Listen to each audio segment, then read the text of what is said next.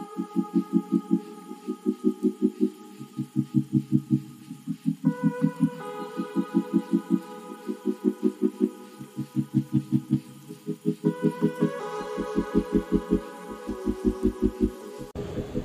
বন্ধুরা, স্বাগত জানাই তোমাদেরকে আমার ব্লগে।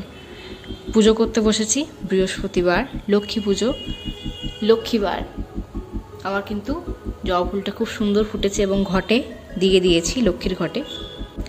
মা লক্ষ্মীর ঘটে অর্পণ করার পর জবা ফুলটা আমি কিন্তু ধূপ প্রদীপ সব জ্বালিয়ে নিয়েছি। আজকে আর প্রদীপ জ্বালাইনি, আজকে এই প্রদীপটা জ্বালিয়ে দিয়েছি। এবারে মা লক্ষ্মীর পাঁচালিটা পরে আমি কিন্তু আমার পুজো সম্পন্ন করব। দোল পূর্ণিমা নিশি নির্মল আকাশ, মৃদুমন্দ বহিতেছে মলয় বাতাস।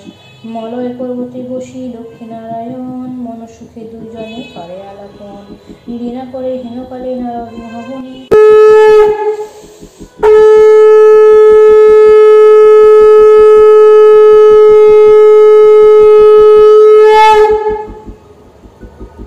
এখন বাজে 1:10। আমি জাস্ট উঠলাম পুজো করে। প্রত্যেকটা ঘর কিন্তু এখন পরিষ্কার, দেখাই তোমাদেরকে। এখন ঝাড় দিয়ে প্রত্যেকটা ঘর পরিষ্কার করা আছে। মেয়ে আসার পর যত যথারীতি লন্ডভন্ড হয়ে যায় আমার। রান্নাঘরের সমস্ত কাজ হয়ে গেছে, শুধু বাসনগুলো ধুতে বাকি আছে। রান্নাবান্না সমস্ত কমপ্লিট। এই ঘরটাও বাগানো হয়ে গেছে, ঠিক আছে। ঘরটা প্রত্যেকটা ঘর আজকে কিন্তু মুছেছি। কালকে এতটা মোছা হয়নি ভালোভাবে, অল্প স্বল্প মুছেছিলাম, কিন্তু আজকে কিন্তু প্রত্যেকটা ঘর কিন্তু মোছা হয়েছে ভালোভাবে। দেখছো মেয়ের কাণ্ড। মেয়ে কী সব এখানে দাগ দিয়েছে, জানি না এখন কি দাগ দিয়েছে। বাইরের অবস্থা দেখাই, কাচাকুচি অনেক কিছু হয়েছে আজ টুকটাক।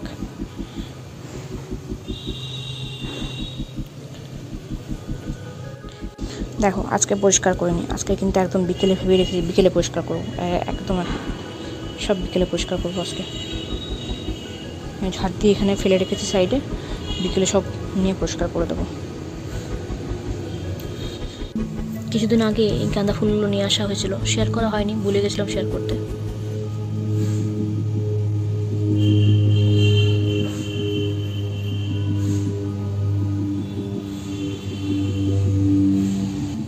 চলো মুখ চোখের একটু পরিচর্যা করি, মানে ক্রিম টিম লাগাই, চুল টুল ছাড়াই, তারপরে মেয়ে আসার পর তোমার সাথে দেখা হচ্ছে। সিঁদুর টিন্দুর করে নিই, রান্নাঘরের বাকি যেটুকু কাজ আছে সেটুকু কমপ্লিট করে নিই। দেখা হচ্ছে মেয়ে আসার পর। চলো।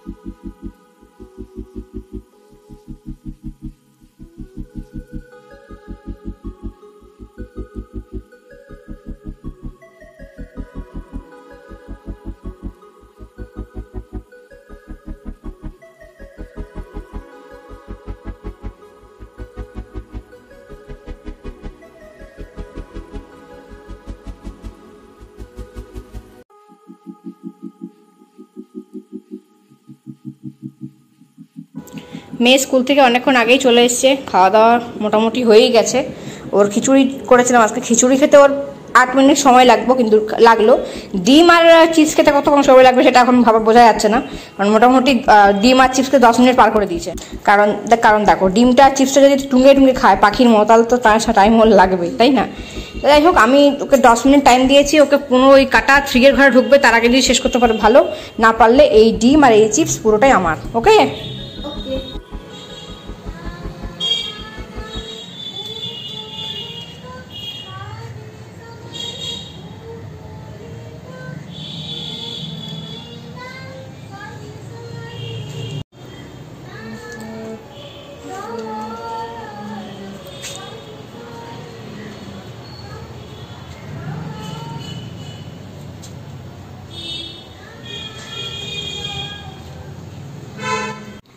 মেয়েকে তো অনেকক্ষণ আগে টিউশনের দিকে চলে এসেছিলাম, এখন বাজছে 7:30, জাস্ট একটু পেরিয়েছে।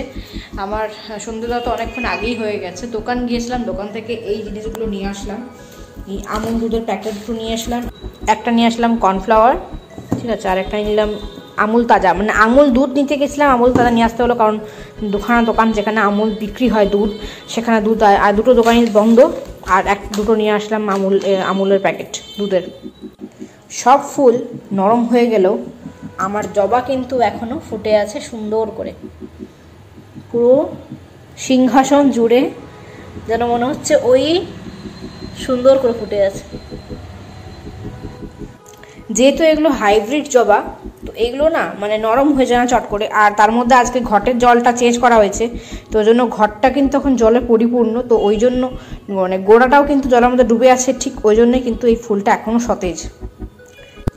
চলো এখন দেখাবো আমি রাত্রেবেলা আজকে কী কী মানে ডিনারের আইটেম রেডি করেছি, সেগুলো দেখাই। চলো, এখানে মেখে নিয়েছি আটা, কিন্তু এটা হচ্ছে রেড আটা, মানে হচ্ছে বিটরুটের আটা। আমি বিটরুটটাকে ভালো করে পেস্ট করে, তারপরে আদা এবং লঙ্কা পেস্ট করে, ভালো করে বিটরুটকে পেস্ট করে একদম আটার মধ্যে মেখে নিয়েছি। এটা দিয়ে আজকে পরোটা হবে, বিটরুটের পরোটা।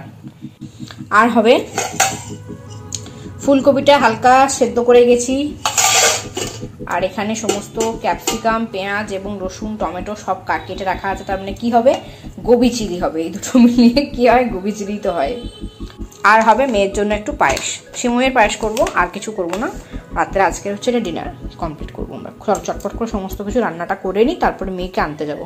এখানে কিন্তু আমার চিলি গোবি হয়ে গেছে, রেডি, দেখতেই পারছো। আর একদম টাইট করেছি গ্রেভিটা, একদম পাতলা একদম করিনি। আর করেছি সিমইয়ের পায়েস, এটা একদম গরম আছে, চাপ হয়ে গেছে জন্য।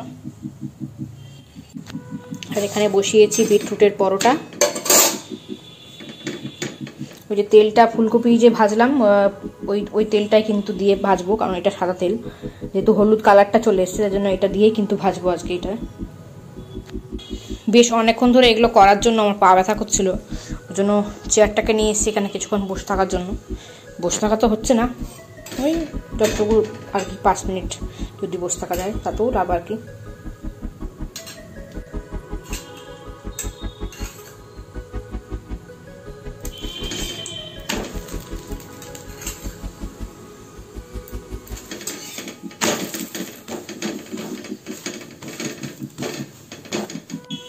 মিক্সির মধ্যে বেটে কিন্তু এটা কিন্তু করলে মানে প্রোটিনটা পুরোটাই পেটে যায়।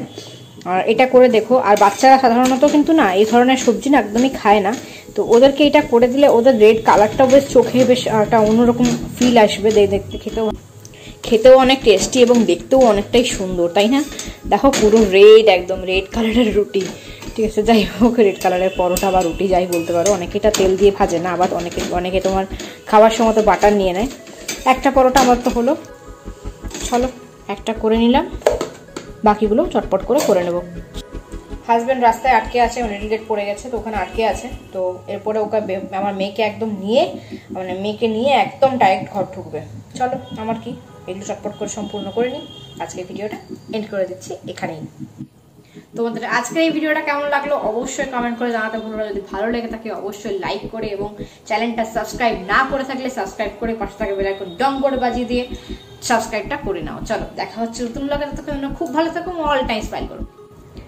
All time smile is the best medicine. Smile করতে কখনো কোনো টাইমে ভুলে যাবে না, যে কোনো পরিস্থিতির মধ্যে স্মাইলটা সবসময় মুখে রাখবে। দেখা হচ্ছে নতুন ব্লগে, ততক্ষণ খুব ভালো থেকো, সবাইকে সুস্থ রাখো, টাটা।